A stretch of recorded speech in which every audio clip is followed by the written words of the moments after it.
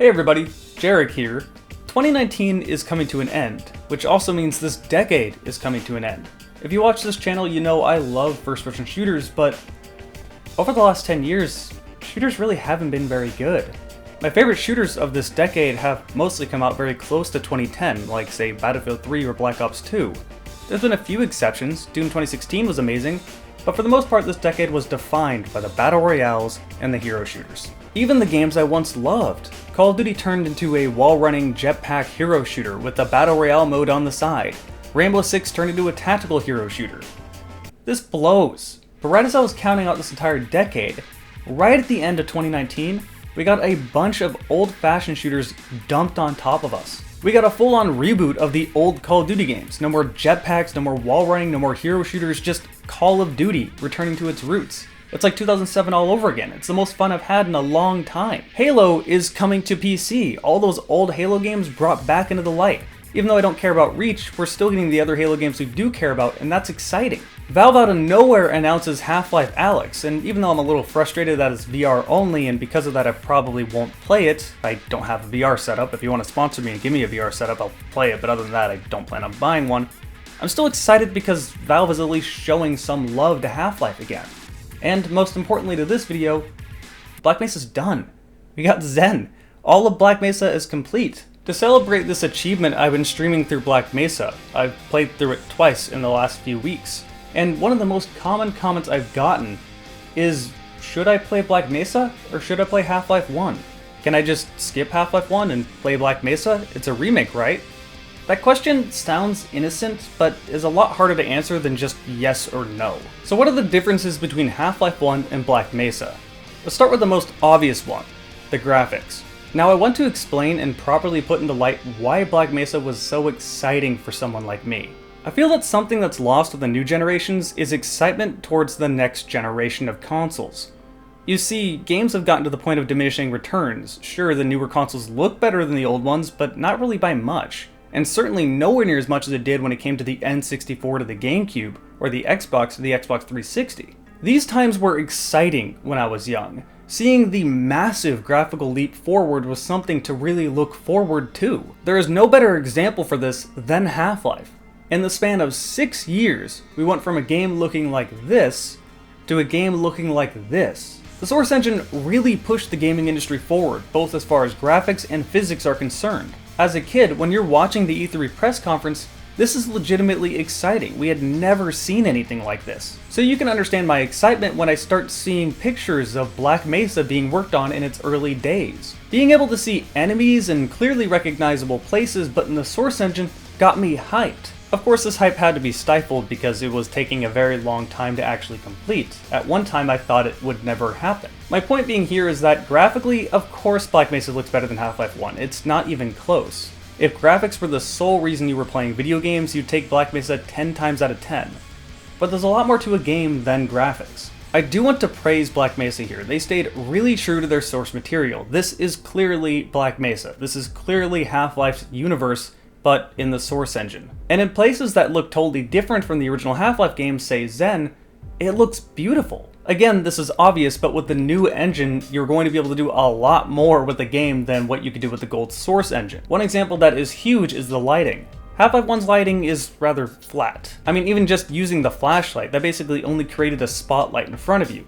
In Black Mesa, you have true dynamic lighting. Lighting is something that can really take you in and out of an experience. Whether you realize it or not, subtly you are noticing wrong lighting. Lighting being believable is one of the most immersive things you can have in a game. So yeah, as far as the engine is concerned, as far as graphics are concerned, Black Mesa is a huge upgrade over Half-Life 1. And so we move on to the next point, story.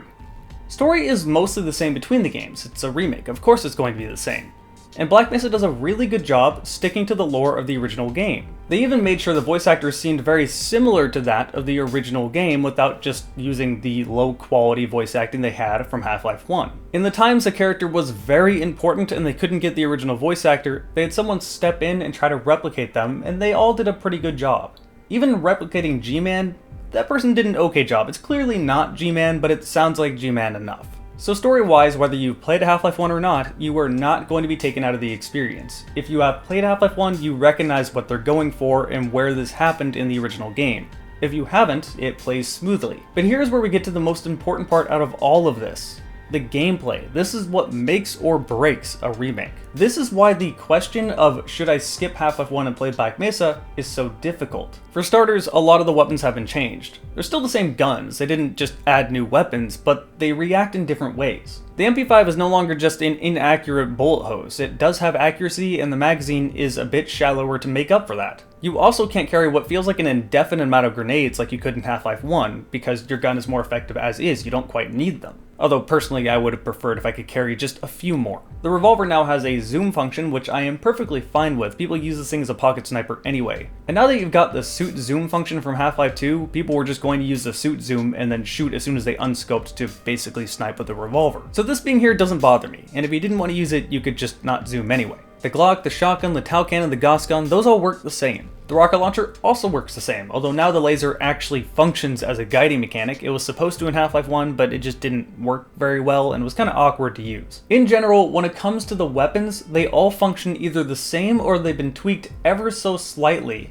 to be more usable. Within the context of Black Mesa, I agree with virtually all of these changes. The changes aren't necessarily that big either. Where you start seeing large changes are with the map design and the enemies. A lot of, if not most, of the maps in this game are based off of Half-Life 1 maps and changed pretty drastically. They still have the same beats as the original map, and you can tell what they were based off of, but they're clearly not just the same map remade in the source engine. The more iconic rooms and maps were not changed at all. For example, Blast Pit is identical, and that's great, because for me when I think of Half-Life 1, Blast Pit is the first thing that comes to my mind. It leads to this really interesting experience where you walk into a room, you recognize what the room is based off of, and you just want to see everything they've changed. But then you walk into the next room and it's the same as it was in Half-Life 1, and you just gawk at how much better it looks. With that said, when you change a room in any sort of way, it feels different.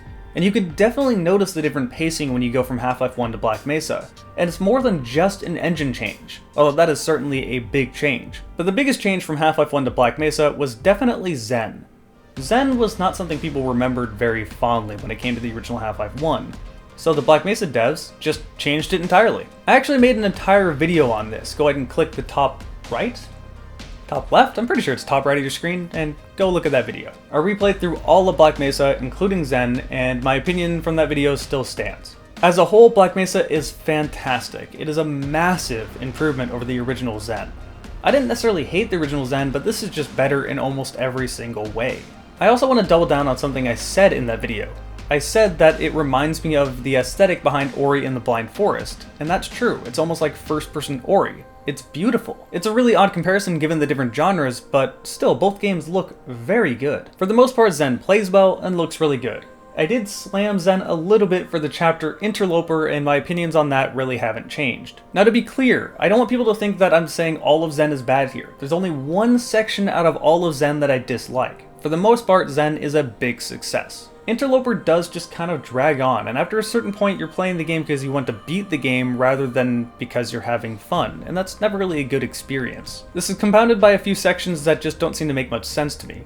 One of them feels like I was supposed to speedrun through it and I shouldn't actually fight the enemies, which I don't know if that's the intended way to play it, but that's certainly the way I played it because I didn't want to deal with it. And the other one is that long elevator section where you have a bunch of annoying flying enemies all around you trying to kill you and you're just waiting for an elevator to go to the top. This sucks. I mean, I said it in the first one, but it's still just, it drains you emotionally, it's boring, and you're just kind of waiting to finally get to the last boss of the game. At one point the elevator stops and you see this boss battle with 3 annoying flying enemies that have shields, you have to get rid of the generators. I said this part was way too hard before, and I played it this time, didn't use God mode, and was able to beat it without too much trouble, but I think the biggest problem here is that your mind is already dead, so you don't want to learn. There's also some cues missing.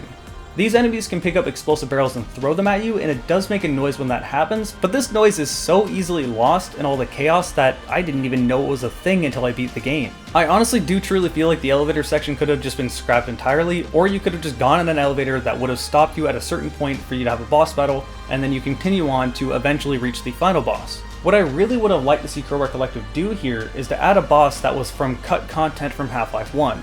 For example, add the Panther Eye, which would have been awesome. I think Azure Sheep was a mod that did that in the past, and it was great. I had great fun with that. Seeing cut content is always awesome, especially when you're remaking a section to be entirely different to begin with. Anyway, my point being here is that my opinion on Zen really hasn't changed. Most of it's great, but the end of Interloper is just kind of annoying. That said, the final boss is still awesome. It reminds me of something out of Doom 2016. I'm not going to spoil anything, so if you want to see that yourself, you're just going to have to go play Black Mesa. As far as gameplay is concerned, there is one really big thing I want to complain about when it comes to Black Mesa, and that's the Marines. The Marines in Black Mesa are just nowhere near as fun to fight as they were in the original Half-Life. In the original Half-Life, Marines would only shoot at you as they were standing still. Don't get me wrong, they were very mobile, but as they were running, they would not shoot at you. The Marines in Black Mesa use hit-scan weapons that are nowhere near as inaccurate as they were in Half-Life 1. They shoot at you while moving full speed, they move erratically so you can't tell where they're going to go, so you're getting pelted with ammo and it's difficult to track them.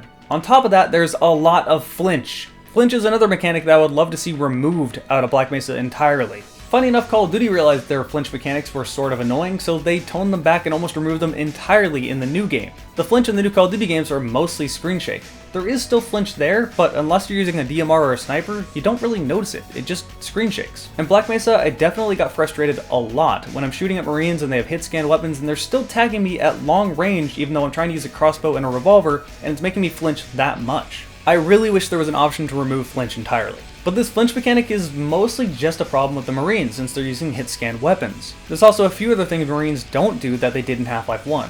For example, when you did enough damage to Marines in Half-Life 1, they would just limp away from you. They don't do this in Black Mesa. They also don't kick you when you get close, they still melee you, but there's just something nostalgic about that kicking down the door animation. Just in general, the Marines were a really big downgrade in Black Mesa compared to the original Half-Life. And I know a few Black Mesa devs are probably watching this and rolling their eyes because this is a very common complaint that people give them a lot. The AI just reacts differently, and in my opinion, it's not as fun. Thankfully, none of this applies to the other enemies. All the alien enemies are just as fun, if not better. Like, the alien grunts are more fun to fight in Black Mesa than the original Half-Life. So if you wanted one of the biggest changes, the Marines are definitely the biggest change between Half-Life 1 and Black Mesa. But this all loops back to the original question. Should you play Half-Life 1 or just skip Half-Life 1 and play Black Mesa? Yes and no. This is a hard question to answer. I've been calling Black Mesa a remake this entire time, but that's not really accurate. Black Mesa is more of a reimagining. Black Mesa is different enough to where you can look at Black Mesa and Half-Life 1 as their own entities.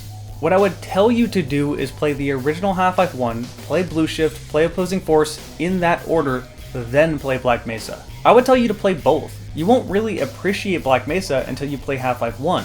But also, it's just so much different of an experience that you can play both and have fun in different ways. As long as you aren't one of those people that tells me that you don't want to play Half-Life 1 because you just can't look at that the whole time.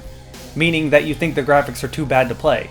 I'm gonna backhand you if you actually agree with that. Yes, I had a friend tell me this. No, I didn't actually slap them. Yes, I really wanted to slap them. I slapped them in my mind because it made me feel better. Graphics help a game, sure, but they aren't all about graphics, and Half-Life 1 doesn't look that bad. Half-Life 1 has actually aged extremely well in a lot of different ways. I still find it to be more fun than most single-player shooters that come out today. So again, to answer the question of this video, play both. Play Half-Life 1, play Blue Shift, play Opposing Force in that order, then play Black Mesa, then move on to Half-Life 2. That about sums up this video. Thank you guys for sticking around for watching all of it. If you haven't subscribed, consider doing so. I think something like 72% of people aren't subscribed to this channel that watch. It'd be awesome if you subscribed to me. I'm trying to reach 200k. That'd be sweet if I could reach that sometime soon. All this footage you saw is also from my Twitch, so I stream pretty often. If you want to come follow on Twitch, my Twitch is twitch.tv/Jarek4GamingDragon. If you subscribe, you get to see my videos one day ahead of time. Same thing for my people over on Patreon, patreon.com/Jarek4. Thank all of you for watching, and I will see you next time.